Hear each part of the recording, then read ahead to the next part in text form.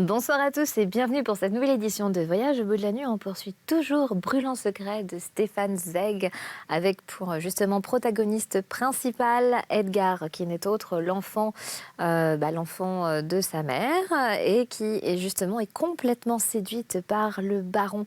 Ils sont actuellement dans une espèce de chaîne thermale où justement ils se reposent où ils se détendent. Et le baron, n'ayant justement rien d'autre à faire,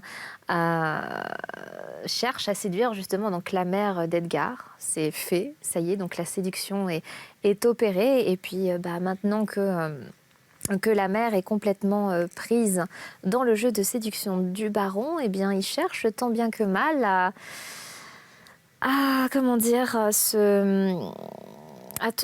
trouver du temps pour eux deux. Mais eux deux, sans Edgar, sans l'enfant. Et du coup, Edgar, il comprend pas du tout pourquoi on veut pas de lui, pourquoi on ne veut pas l'inclure dans leur balade. Et parce qu'après tout, lui aussi, il commence à devenir un adulte. Voilà, ce n'est plus vraiment un enfant, mais en même temps, ça l'est encore quelque part. Il n'a quand même que 12 ans. Donc voilà où est-ce que nous en étions. Et là, en fait, Edgar, il vient juste de se rendre compte que sa mère l'a trahi parce qu'elle lui a menti avec le baron. Elle était censée l'attendre alors que il ne l'a pas attendu, alors qu'il lui faisait une commission, c'était de porter des lettres à la poste.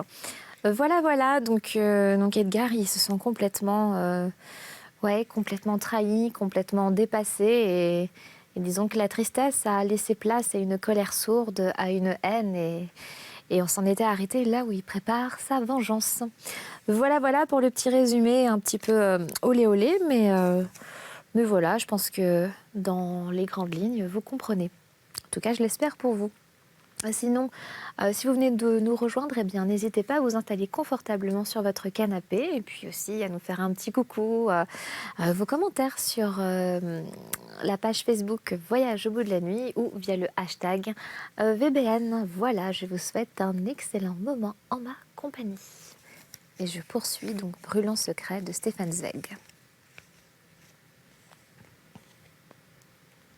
Lorsqu'il rentra à l'hôtel, Edgar était un autre être.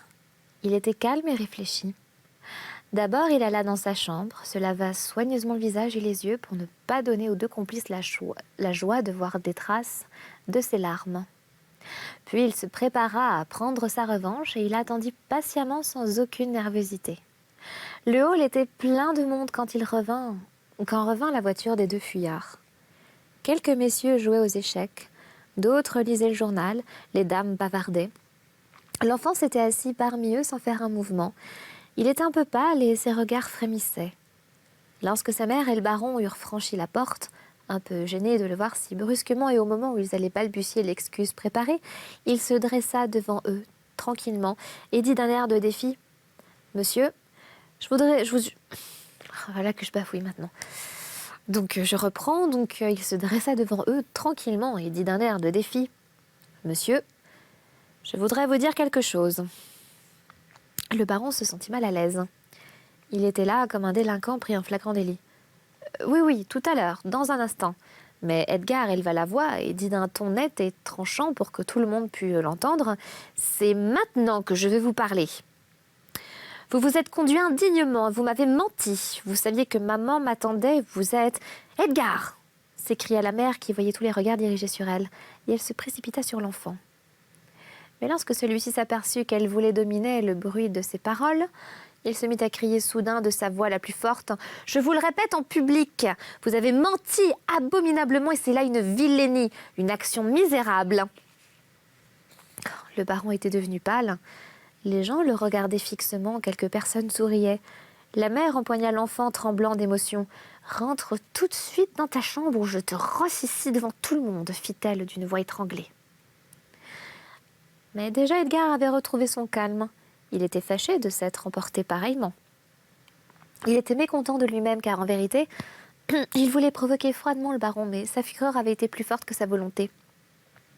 Sans hâte, aucune. Avec calme, il se dirigea vers l'escalier. « Monsieur, excusez son impertinence. Oh, vous le savez, c'est un enfant nerveux, balbutia encore sa mère, troublée par les regards un peu ironiques des gens qui l'entouraient et la dévisageaient. Rien au monde ne lui était plus désagréable que le scandale et elle savait qu'il ne lui fallait pas perdre contenance. Au lieu de s'enfuir aussitôt, elle alla d'abord vers le portier, lui demanda s'il y avait des lettres et lui parla d'autres choses indifférentes. Puis elle monta dans sa chambre comme si rien ne s'était passé. Mais derrière, elle ondoyait un léger sillage de chuchotements et de rires étouffés. En gravissant l'escalier, elle ralentit le pas. Elle avait toujours été embarrassée devant les situations graves et en vérité, elle avait peur d'une explication avec l'enfant. Elle ne pouvait pas nier sa culpabilité. D'autre part, elle craignait le regard de son fils, ce regard nouveau, étrange, si singulier, qui lui enlevait toute assurance et la paralysait. La peur lui conseilla d'employer la douceur, car, elle le savait, si elle luttait, cet enfant exaspéré serait le plus fort. Elle ouvrit la porte tout doucement. Le gamin était là, assis, calme et froid. Dans ses yeux ne se lisait aucune crainte, même pas un sentiment de curiosité. Il paraissait être très sûr de lui. « Edgar, commença-t-elle sur un ton aussi maternel que possible, qu'est-ce qui t'a pris? J'ai eu honte pour toi. Comment peut-on être si mal élevé pour agir à l'égard d'une grande personne? Tu vas aller faire tout de suite tes excuses à monsieur le baron. » Alors Edgar regarda par la fenêtre et le nom qu'il fit entendre semblait s'adresser aux arbres qui étaient en face. L'assurance de l'enfant commençait à étonner sa mère. « Edgar, qu'as-tu donc? Tu es tout différent de ce que tu es d'habitude. Je ne te reconnais plus. Tu as toujours été un enfant intelligent et gentil avec qui l'on pouvait causer et voici que brusquement tu te conduis comme si tu avais le diable au corps. Mais qu'as-tu donc contre le baron? Tu l'aimais pourtant bien. Il a toujours été si charmant avec toi. » « Oui, parce qu'il voulait faire ta connaissance. » Elle se sentit mal à l'aise. « Oh, quelle sottise tu dis là! Mais qu'est-ce qui te passe par la tête? Comment peux-tu penser des choses semblables? » Mais alors l'enfant s'emporta. « C'est un menteur, un fourbe. Ses actes ne sont que calcul et vilainie. Il a voulu te connaître. C'est pourquoi il a été aimable envers moi et qu'il m'a promis un chien. Je ne sais pas ce qu'il t'a promis à toi, ni pourquoi il est gracieux à ton égard, mais de toi aussi il veut quelque chose, maman, à coup sûr. Autrement, il ne serait pas si poli ni si aimable. C'est un mauvais homme. Il ment. Regarde-le et tu verras comme il a l'air faux. Ah, je le hais, ce misérable, ce menteur, ce scélérat. Mais, Edgar, comment peut-on dire des choses pareilles? » Elle était troublée et ne savait que répondre. En elle s'éveillait un sentiment qui donnait raison à l'enfant. « Oui, c'est un scélérat, je n'en démordrai pas. Tu devrais bien t'en rendre compte toi-même. Pourquoi n'a-t-il donc peur de moi? Pourquoi se cache-t-il devant moi? Parce qu'il sait que je devine ses sentiments, que je le connais, ce coquin. Comment peut-on parler ainsi? Mais comment peut-on dire des choses semblables? » C'était tout ce qu'elle trouvait à répondre. Son cerveau était incapable de penser, ses lèvres exsangues ne faisaient que balbutier les mêmes mots. Soudain, elle éprouva une crainte terrible, sans savoir à vrai dire si c'était le baron ou l'enfant qu'elle redoutait. Edgar vit que son avertissement faisait impression sur sa mère et la tentation le prit de la gagner à sa cause, pour avoir ainsi une alliée dans l'inimitié, dans la haine qu'il vaut au baron. Il alla vers elle d'un air câlin, la saisit par le bras et, sous l'effet de l'émotion, sa voix prit d'un ton caressant. « Maman, dit-il, tu dois pourtant bien avoir remarqué toi-même que ses intentions sont mauvaises. Il t'a rendu tout autre. C'est toi qui as changé et non pas moi. Il t'a monté la tête contre moi, uniquement pour être seul avec toi. À coup sûr, il veut te tromper. Je ne sais pas ce qu'il t'a promis, mais je sais seulement qu'il ne tiendra pas sa promesse. Tu ferais bien de te méfier de lui. Quand on a trompé quelqu'un, on trompe tout le monde. C'est un mauvais homme en qui l'on ne peut avoir confiance. » Cette voix, moelleuse et presque en larmes, semblait sortir du cœur même de la mère d'Edgar. Depuis la veille était né en elle-même un sentiment qui lui disait la même chose d'une manière toujours plus pressante. Mais elle avait honte de donner raison à l'enfant, et comme beaucoup d'autres, pour échapper à la gêne d'un sentiment trop puissant, elle eut recours à la rudesse. Elle se raidit en disant « Les enfants ne comprennent pas ces choses-là. Tu n'as pas à t'en mêler. Tu n'as qu'à te conduire correctement, un point, c'est tout. » Le visage d'Edgar reprit son air glacé. « Comme tu voudras, dit-il durement. Je t'ai averti. »« Tu ne veux donc pas faire d'excuses ?»« Non. » Ils étaient là, dressés l'un contre l'autre. Elle sentait que son autorité était en jeu. « Eh bien, tu prendras tes repas dans ta chambre, tout seul, et tu ne reviendras à notre table que quand tu te seras excusé. Je t'apprendrai les bonnes manières, va. Tu ne bougeras pas de la chambre avant que je ne t'en donne la permission. As-tu compris ?» Edgar se contenta de sourire. Ce sourire malicieux paraissait déjà ne plus faire qu'un avec ses lèvres. Dans son fort intérieur, il était fâché contre lui-même. Quelle folie de sa part d'avoir une fois de plus donné libre cours à son cœur et d'avoir encore voulu l'avertir, cette menteuse. Sa mère sortit avec hâte, sans même le regarder. Elle craignait son regard incisif. L'enfant était devenu pour elle une cause de malaise, depuis qu'elle sentait que ses yeux s'étaient ouverts et qu'il lui disait précisément ce qu'elle ne voulait ni savoir ni entendre. C'était pour elle une chose terrible que cette voix intérieure, sa conscience, qui s'était détachée d'elle-même, qui avait pris la forme de cet enfant, de son enfant, qu'elle voyait marcher auprès d'elle, l'avertissant et la raillant. Jusqu'alors, cet enfant avait été attaché à sa vie comme une parure, un jouet, quelque chose de chéri et d'intime, de gênant aussi parfois, mais qui toujours avait le rythme de sa vie. Pour la première fois, cette chose se cabrait et bravait sa volonté. Maintenant, montait en elle une sorte de haine quand elle pensait à son enfant. Cependant, tandis qu'elle descendait l'escalier un peu fatiguée, elle entendait cette voix enfantine qui semblait issue de sa propre poitrine lui dire « Tu ferais bien de te méfier de lui ». Elle ne pouvait pas étouffer en elle cet avertissement. Une glace brilla devant ses yeux. Elle s'y mira un regard interrogateur, regard profond, toujours plus profond, jusqu'à ce qu'elle vit ses lèvres s'ouvrir avec un léger sourire et s'arrondir comme pour lancer un mot moqueur. La voix retentissait toujours en elle. Mais elle haussa les épaules, comme si elle rejetait loin d'elle ses vains scrupules, jeta au miroir un dernier éclair regard, releva sa robe et descendit avec le geste résolu d'un joueur qui fait rouler et teinter sur la table sa dernière pièce d'or.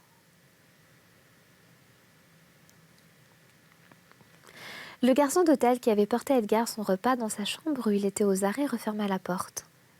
Derrière lui, la serrure cria. L'enfant se leva furieux. C'était indéniablement sur l'ordre de sa mère qu'on l'enfermait comme une bête méchante. Il se fit dans sa tête un obscur travail de recherche. Que se passe-t-il donc en bas, pendant que je suis ici, tenue à l'écart? Que peuvent-ils comploter tous deux? Enfin, ce secret que je sens partout et toujours lorsque je me trouve parmi les grandes personnes devant lesquelles ils ferment leurs portes la nuit, qu'ils cachent dans une conversation, indifférente quand je m'approche d'eux à l'improviste, ce grand secret va-t-il à présent se manifester en mon absence? Oh, ce secret qui, depuis des jours, est tout près de moi, presque à portée de mes mains et que malgré tout je ne peux atteindre. Que n'ai-je pas fait déjà pour le saisir? J'ai pris des livres dans la bibliothèque de papa et je les ai lus, et toutes ces choses remarquables y étaient contenues, seulement je ne les comprenais pas. Il doit y avoir là quelques sceaux qu'il faut d'abord briser pour trouver ce secret. Peut-être en moi, peut-être chez les autres, j'ai questionné la bonne. Je l'ai priée de m'expliquer les passages de ces livres, mais elle s'est moquée de moi. C'est terrible d'être un enfant avide de savoir et de ne pouvoir questionner les gens. Terrible d'être ainsi toujours ridicule devant les grandes personnes comme si l'on n'était que sottise et inutilité. Mais je vais l'apprendre ce secret, je le sens, je le saurai bientôt. Une partie en est déjà dans mes mains et je n'aurai pas de cesse avant de le posséder en entier. Il prêta l'oreille comme s'il entendait venir quelqu'un. C'était un léger vent qui bruissait parmi les arbres et brisait entre les branches le miroir rigide de la lumière lunaire en 100 morceaux flexibles. Ce qu'ils projettent tous deux ne peut être rien de bon. Autrement, ils ne seraient pas allés chercher des mensonges aussi misérables pour me renvoyer. Certainement, ils rient de moi maintenant, ces maudits. Ils sont contents d'être enfin débarrassés de ma personne, mais rira bien qui rira le dernier. Quelle sottise de ma part de rester ici emprisonnée, de leur donner une seconde de liberté, au lieu de me coller à eux et d'épier chacun de leurs mouvements. Je sais que les grandes personnes sont imprévoyantes. Elles croient que toute notre vie nous restons de petits enfants et que le soir nous dormons toujours. Elles oublient qu'on peut aussi faire semblant de dormir et être aux aguets, qu'on peut se donner des airs d'imbécile tout en étant très intelligent. Dernièrement, lorsque ma tante a eu un enfant, ils l'attendaient depuis longtemps et ce n'est que devant moi qu'ils ont fait les étonner comme si c'était pour eux vraiment une surprise, mais j'étais au courant moi aussi car je les ai entendus parler le soir des semaines auparavant lorsqu'ils croyaient que je dormais. Et cette fois-ci aussi, je les surprendrai ces misérables. Si je pouvais écouter à la porte, les observer en secret, maintenant qu'ils imaginent être bien à l'abri, et qu'est-ce que je ferais pas bien de sonner? La femme de chambre viendrait ouvrir et me demanderait ce que je veux, si je faisais du bruit, si je cassais la vaisselle et on m'ouvrirait également. Et je pourrais profiter de cette seconde pour m'échapper et aller les surveiller. Mais non, je ne le veux pas. Personne ne doit s'apercevoir de la manière indigne dont ils me traitent. Je suis trop fière pour cela. Demain, je leur rendrai bien la monnaie de leurs pièces. En bas résonna le rire d'une femme. Edgar tressaillit. N'était-ce pas sa mère? Oui. Elle pouvait rire, se moquer de lui. Le pauvre diable sans défense que l'on mettait sous clé lorsqu'il était gênant, que l'on jetait dans un coin comme un paquet de linge sale. Il se pencha à la fenêtre avec précaution. Non, ce n'était pas elle, mais une des jeunes filles exubérantes et inconnues de lui qui taquinait un jeune homme. Alors, à cet instant, il remarqua que sa fenêtre n'était pas bien haute, que la distance qui les séparait du sol était minime. Immédiatement, l'idée lui vint de sauter par la fenêtre et d'aller les épier, maintenant qu'il se croyait tout à fait seul. Une joie fiévreuse s'empara de lui. Déjà, il lui semblait tenir dans ses mains le grand, le brûlant secret de l'enfance. « Sors vite !» criait en lui une voix frémissante. Le danger était inexistant. Personne ne passait. En un clin d'œil, il eut enjambé la barre d'appui. Le gravier crissa légèrement. Personne ne l'entendit. Durant ces 2 derniers jours, épier, gaieté était devenu le plaisir de sa vie. À présent, il éprouvait une volupté mêlée à un léger frisson d'anxiété et se glissait autour de l'autel, sur la pointe des pieds, tout en évitant avec soin le reflet des lumières. D'abord, il regarda dans la salle à manger en collant avec précaution sa joue contre les vitres. Leur place accoutumée était vide. Il regarda alors de fenêtre en fenêtre. Il n'osait pas se risquer à l'intérieur de l'hôtel, de crainte de tomber nez à nez avec eux dans les couloirs. Nulle part il ne les aperçut. Déjà il désespérait lorsqu'il vit 2 ombres apparaître sur le seuil de la porte. Il tressaillit et se recroquevilla bien vite dans l'obscurité. Sa mère sortait avec le baron, devenu son inséparable compagnon. Il était donc arrivé au bon moment. Que disait-il? Il ne pouvait pas les comprendre. Il parlait tout bas et le vent mettait dans les arbres trop d'agitation et de rumeur. Mais soudain, il entendit rire sa mère. C'était un rire qu'il ne lui connaissait pas, un rire nerveux et excité, étrangement aigu, comme si on la chatouillait, qui semblait venir d'une personne étrangère et qui l'effrayait. Elle riait. Ce ne pouvait donc être rien de dangereux, rien d'extrêmement important ni de très prodigieux qu'on lui cachait. Edgar fut un peu déçu. Mais pourquoi sortait-il de l'hôtel? Où allait-il à présent, seul dans la nuit? Tout là-haut couraient sans doute des vents aux ailes gigantesques, car le ciel, qui un instant auparavant était encore limpide et tout brillant de lumière, fut brusquement obscurci. Des draps noirs, jetés par des mains invisibles, venaient de recouvrir la lune et la nuit était devenue si impénétrable qu'on pouvait à peine voir le chemin. Mais bientôt l'astre fut délivré et une coulée d'argent se répandit sur le paysage. Mystérieux et excitant comme la coquetterie d'une femme qui tantôt se voile et tantôt se dévoile, ce jeu de lumière et d'ombre continua. Au moment où le paysage découvrait de nouveau son corps luisant, Edgar aperçut au milieu de la route les silhouettes ambulantes du baron et de sa mère, ou plutôt la silhouette unique qu'ils formaient, car ils marchaient pressés l'un contre l'autre comme en proie à une crainte intérieure. Mais où allaient-ils donc, les 2 complices? Les pins gémissaient. Il y avait dans la forêt une activité inquiétante, comme si le chasseur sauvage et sa suite s'y donnaient libre carrière. « Je vais les suivre » se dit Edgar. « Ils ne peuvent pas entendre mon pas dans ce vacarme du vent et de la forêt. » Et tandis qu'il descendait la pente de la route large et claire, lui, les dominant et caché dans les bois, les suivait en se glissant d'un arbre à l'autre, d'une ombre à une autre. Il les suivait tenace et implacable, bénissant le vent qui les empêchait de l'entendre, mais le maudissant aussi parce qu'il lui dérobait toujours leurs paroles. Il en était sûr, s'il pouvait saisir leur conversation, le secret lui serait connu. Le couple marchait là-bas sans aucune méfiance. Ils se sentaient heureux d'être ainsi isolés dans cette nuit vaste et agitée, et ils s'abandonnaient à leur excitation grandissante. Ils ne se doutaient pas qu'au-dessus d'eux, dans l'obscurité aux multiples rameaux, chacun de leurs pas était suivi et que deux yeux pleins de curiosité et de haine ne le lâchaient pas une minute. Soudain, ils firent halte. Edgar, lui aussi, s'arrêta aussitôt et se colla contre un arbre. Une peur furieuse s'empara de lui. Qu'allait-il se passer si à présent il faisait demi-tour et rentrait à l'hôtel avant lui, s'il ne pouvait pas regagner sa chambre avant leur arrivée? Alors tout serait perdu. Alors il saurait qu'il les guettait secrètement et il ne pourrait plus jamais espérer leur arracher le secret tant cherché. Mais les deux promeneurs avaient l'air indécis. Heureusement qu'il faisait clair de lune et qu'ils pouvaient tout voir avec netteté. Le baron montrait du doigt un petit chemin contigu, plongé dans l'obscurité, qui conduisait dans la vallée, où la lune ne faisait pas couler, comme ici, sur la route, un grand fleuve de lumière, mais laissait simplement filtrer à travers les fourrés quelques gouttes lumineuses et d'étranges rayons. « Pourquoi veut-il descendre par là ?» se demanda Edgar en tressaillant. Sa mère semblait dire non, mais l'autre se mit à parler. À la façon dont il gesticulait, Edgar pouvait se rendre compte de l'insistance du baron. L'enfant fut saisi de peur. Cet homme, que voulait-il à sa mère? Pourquoi ce coquin essayait-il de l'entraîner dans l'obscurité? De ses livres surgirent brusquement à son esprit de vivants souvenirs d'assassinats et d'enlèvements, de crimes ténébreux. À coup sûr, il voulait la tuer, c'était pour l'attirer ici dans la solitude qu'il l'avait écartée, lui. Ne devait-il pas appeler au secours, crier à l'assassin? Déjà l'appel allait sortir de son gosier, mais ses lèvres desséchées ne proférèrent aucun son. Ses nerfs étaient tendus par l'émotion, à peine s'il pouvait encore se tenir debout. Dans son épouvante, il chercha un point d'appui, une branche craqua entre ses mains. Les deux silhouettes se retournèrent effrayées et essayèrent de percer les ténèbres de la forêt. Collé de plus belle contre l'arbre, ses bras ramenés le long de son petit corps, tapi dans la profondeur de l'ombre, Edgar se tint coi.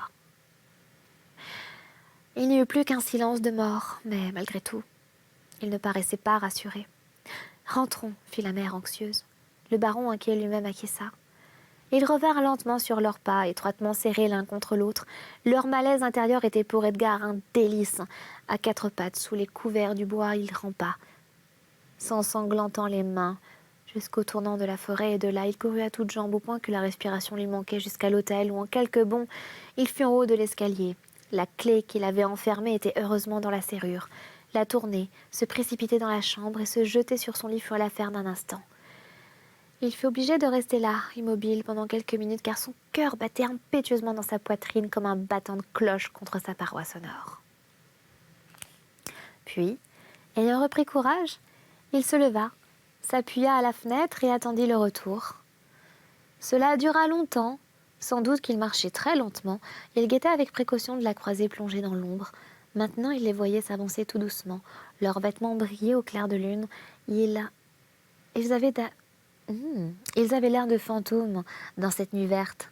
De nouveau, l'enfant se demanda soudain avec horreur, et si ce n'était pas là en vérité un assassin, et si sa surveillance ne venait pas d'empêcher quelque terrible événement. Il apercevait nettement leur visage blanc comme de la craie. Depuis celui de sa mère, il y avait une expression de ravissement qu'il ne lui connaissait pas. Le baron, au contraire, paraissait mécontent. Certainement parce que son dessein avait échoué. Ils étaient déjà tout près. Leurs silhouettes ne se séparèrent que quand ils furent presque devant l'hôtel. Allait-il lever les yeux vers l'étage où il était? Non. Ni l'un ni l'autre ne regarda de ce côté. Ils m'ont oublié, pensa l'enfant avec une irritation sauvage et en même temps un secret sentiment de triomphe. Mais moi, je ne vous ai pas oublié. Vous pensez sans doute que je dors ou que je n'existe pas. Mais vous vous apercevrez de votre erreur. Je surveillerai chacun de vos pas jusqu'à ce que je lui ai arraché à ce scélérat le secret terrible qui ne me laisse pas dormir. J'arriverai bien à rompre votre alliance. Je ne dors pas. Les deux promeneurs franchirent la porte de l'hôtel. Et lorsqu'ils furent rentrés l'un derrière l'autre leurs silhouettes traînant à terre s'enlacèrent de nouveau pendant une seconde avant que leur ombre maintenant semblait à une raie noire, ne disparut dans la lumière de la porte, puis se plaça devant l'immeuble, redevint toute brillante sous le clair de lune, comme une vaste plaine de neige. Et c'est ainsi que s'achève dans cette lecture de Brûlons secrets, toujours de Stefan Zweig. Si vous souhaitez connaître la suite, eh bien, Sans me répéter, c'est dans un instant sur C8 dans Voyage au bout de la nuit.